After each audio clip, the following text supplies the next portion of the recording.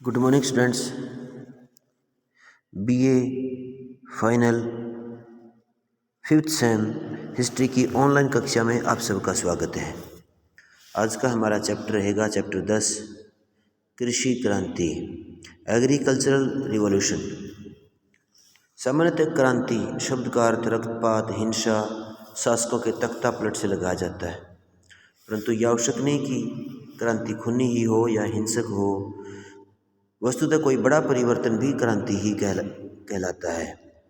आधुनिक युग में कृषि क्रांति एवं औद्योगिक क्रांति इसका ज्वलंत उदाहरण है, जिन्होंने शांतिपूर्ण तरीके से सारे विश्व समाज को बदल दिया। इन क्रांतियों का संबंध वैज्ञानिक दृष्टिकोण, वैज्ञानिक आविष्कारों तथा तकनीकी प्रगति से जुड़ा है। 17वीं शताब्दी तक यूरोप में कृषि क्षेत्रों में प्राय परंपरागत विधियों व उपकरणों में ही उपयोग में लाए जा रहे थे, लेकिन 18वीं सदी में इनमें व्यापक बदलाव आया। इसका कारण कृषि जन्य उत्पादन की मांग का बढ़ना था। आपको पता है कि ये वो समय था जब औद्योगिक क्रांति हो रही थी और व्यापार का विस्तार हो रहा था, साथ ही शहरों का विस्तार भी हो रहा था। उद्योगों के लिए कच्चा माल तथा शहरवासियों के लिए खाद्यान्नों की बढ़ती मांग ने कृषि क्रांति में वैज्ञानिक तरीकों व मशीनों की जरूरत को जन्म दिया। स्वाभाविक है, आवश्यकता आविष्कार की जन्य होती है, अतः कृषि के लिए अधिक वैज्ञानिक पद्धतियों, उन्नत औजारों तथा मशीनों की खोज की जाने लगी। समृद्ध व प्रगतिशील भूमिपतियों ने कृषि में पूंजी का निवेश करते हुए कृषि क्रांति के लिए मार्ग प्रशस्त किया। फलस्वरूप कृषि मात्र जीवन निर्वाह का साधन न रहकर मुनाफा कमाने का एक प्रमुख क्षेत्र बनती गई। कृषि ने औद्योगिक क्रांति को व उद्योगों ने कृषि क्रांति को निरंतर बढ़ावा दिया। दोनों ने आधुनिक पूंजीवादी अर्थतंत्र को स्थापित किया। तो सबसे पहले आपको ये जानना जरूरी है आपके लिए कि कृषि क्रांति से क्या अभिप्राय है। यूरोप में सदियों से कृषि करने के तरीके परंपरागत थे। लोग केवल अपनी ज़रूरत को पूरा करने के लिए ही खेती किया करते थे, लेकिन 18वीं शताब्दी और 19वीं शताब्दी में पहले इंग्लैंड और बाद में यूरोप के देशों में खेती करने के तरीकों में बदलाव आया। अब ये वो समय था जब यहाँ पर औद्योगिक क्रांति चली हुई थी और कृषि की मांग बढ़ गई थी, कृषि उत्पादों की मांग बढ़ गई थी। अब जो खेती करने के रूप में जो परिवर्तन आया वो ये था कि पहली तो परंपरागत खुली खेत प्रणाली के स्थान पर बाड़बंदी की गई, चकबंदी की जाने लगी। साथ ही फसलों व उत्तम बीजों का प्रयोग हुआ। जमीन को खाली छोड़ने के स्थान पर उपजाऊ शक्ति बढ़ाने के लिए फसलों को बदल बदल कर बोया जाने लगा था। नए कृषि यंत्रों का प्रयोग किया जाने लगा और साथ ही पशुओं की नस्लों में भी सुधार किया गया।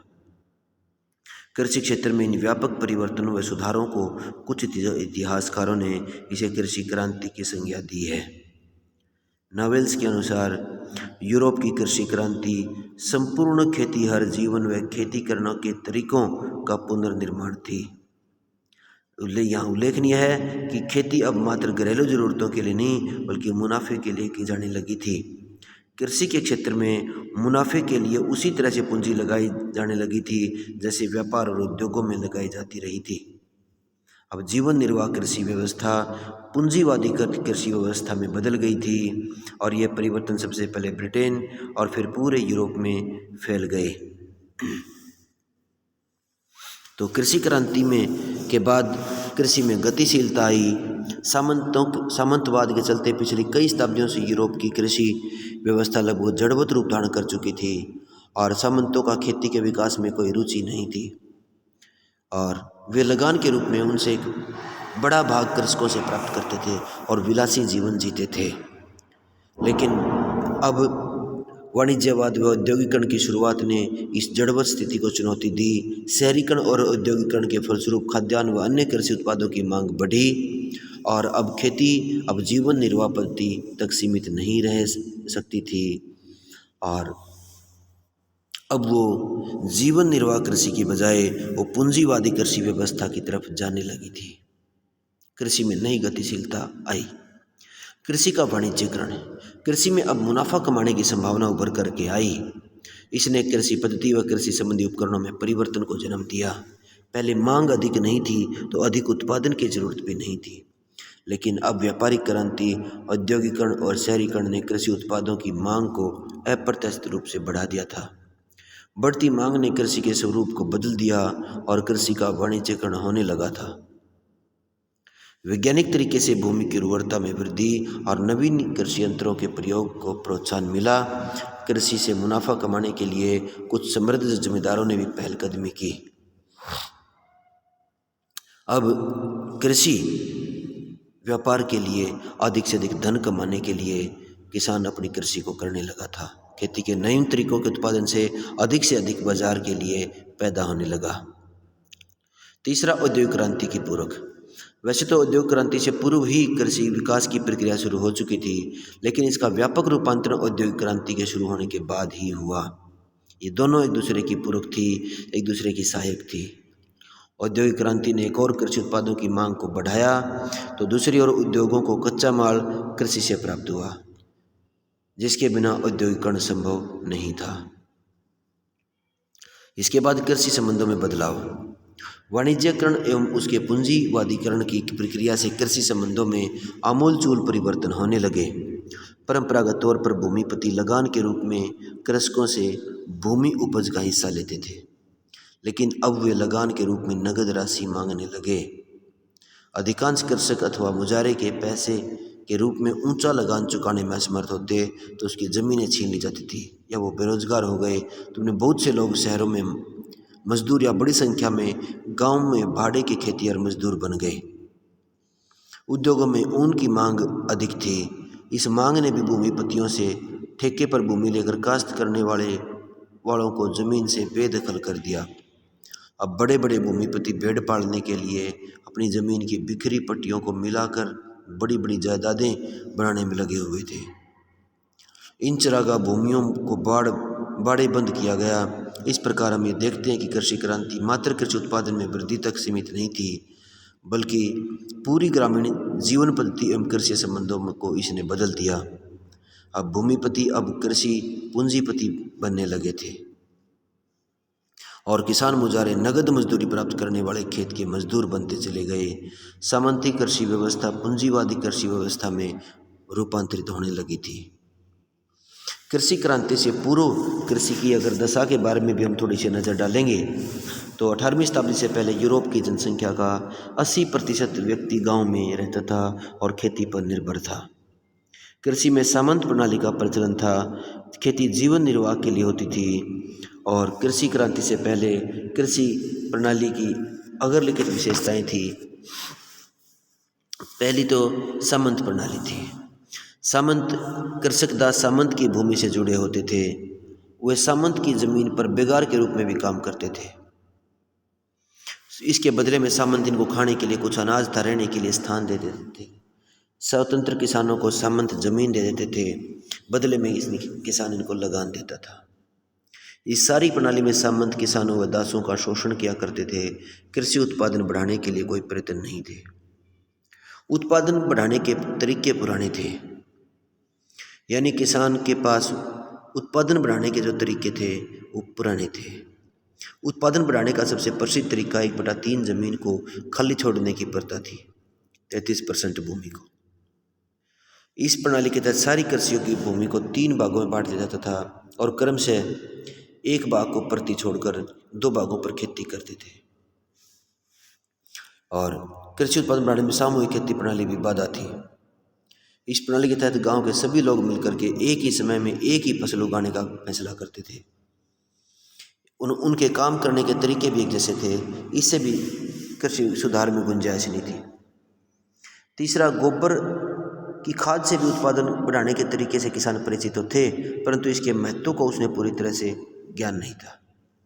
सीमित कृषि भूमि भी कम थी। गांव में 3 प्रकार की भूमि थी: कृषि योग्य, चरागाह यानी साझी भूमि और तीसरी बंजर भूमि। कृषि योग्य जमीन को भी 3 भागों में बांटते थे और उसकी एक भाग को 1/3 यानी 33% भाग को खाली छोड़ दिया जाता था। इसके बाद खुले छोटे व बिखरे हुए खेत। कृषि क्रांति से पहले पूरी खेत प्रणाली प्रचलित थी, जो पूर्व खेत प्रणाली प्रचलित थी, उसमें कृषि योग्य जमीन को 3 पट्टियों में बांट करके प्रत्येक किसान को 3 पट्टियों में से थोड़ी थोड़ी भूमि देते थे, जिसमें कुछ बढ़िया कुछ घटिया जमीन होती थी। तीनों पट्टियों में जमीन होने के कारण किसान की जमीन बिखरी हुई थी और इस प्रकार किसान के खेत खुले छोटे छोटे था बिखरे हुए होते थे।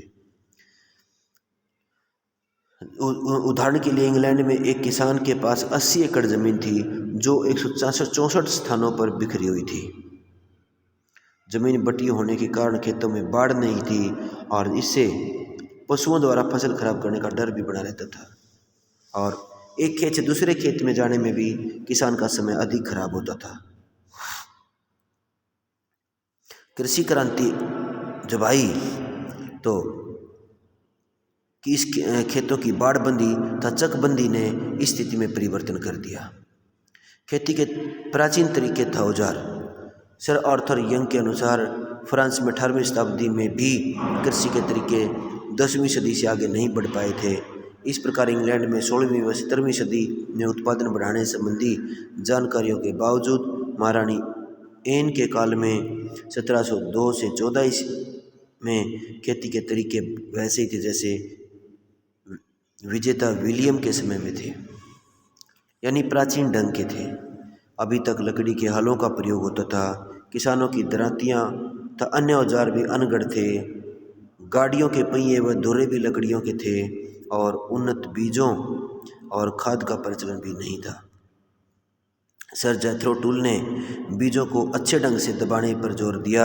इसका अर्थ था कि बीजों को जमीन में ठीक प्रकार से दबाया नहीं जाता था। अब नहरों तथा सिंचाई के साधनों के अभाव के कारण अकाल व सूखे के समय किसानों की दशा बिगड़ जाती थी। पशुधन की भी खराब दशा थी और चारे की कमी हो जाती थी और चारे की कमी के कारण सर्दियों में ज़्यादातर पशुओं को मार दिया जाता था। पशुओं की नस्ल सुधारने की ओर ध्यान नहीं दिया जाता था। पशुओं को गांव की साझी चरागाहों में चरने के लिए भेज देते थे और इससे उनमें छूत के रोग फैल जाते थे। पशुओं की नस्ल दुर्बल तथा छोटी होती थी। कृषि क्रांति के लिए जो उत्तरदायी कारण थे, सबसे पहले उनमें यही है कि वाणिज्यिक कृषि क्रांति की भूमिका उसमें सबसे ज़्यादा थी।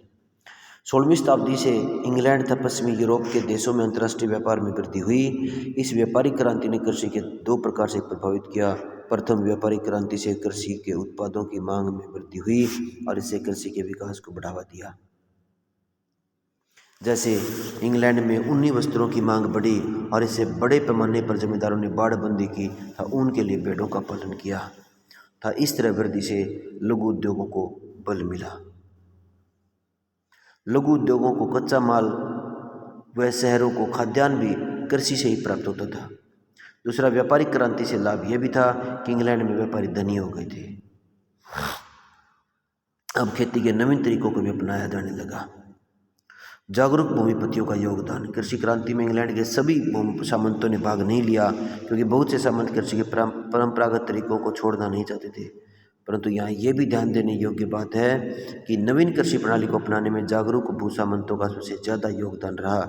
ये जागरूक भूस्वामी अपनी जागीर से अधिक आय प्राप्त करना चाहते थे। नए कृषि तरीकों को अपनाकर कृषकों के व्यय को कम था उत्पादन को बढ़ाया जा सकता था। इसी से लगान में वृद्धि की जा सकती थी, जो भूमिपति का मूल लक्ष्य था।